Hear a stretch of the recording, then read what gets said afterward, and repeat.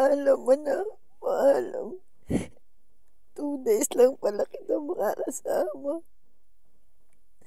Tuesday kita kinuha. Thursday ngayon, Friday ng madaling araw na. Hindi ko alam anak eh, sorry. Hindi ko alam na may sakit ka na dapat na-attend ko agad yung kailangan. Natakot din ako kasi baka kagatin ako ng mami mo. Pareho pala kayong may sakit. May sakit na din ng mami mo. I save you both kasi gusto ko kayong masave at talagaan. Alam mo na, sobrang sweet mo, which I admire you.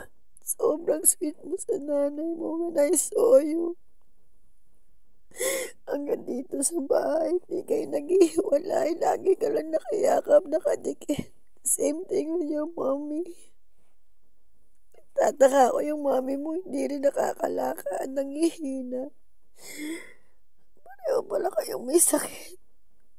Visit sila. Sabi ko i-check up kayo. Ano sabi? Wag, ipagbalik na lang daw mga tamad.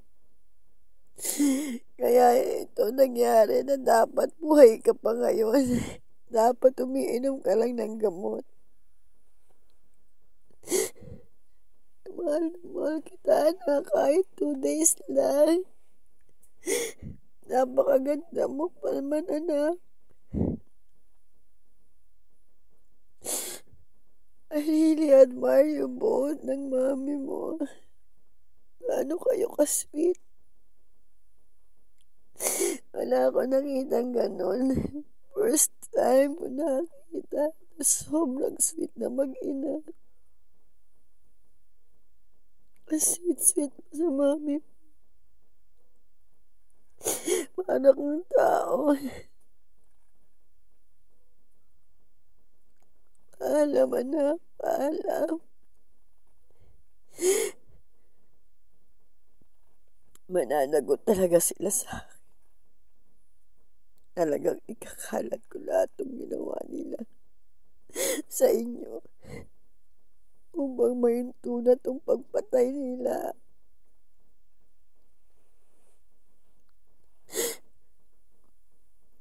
Paalam anak, paalam.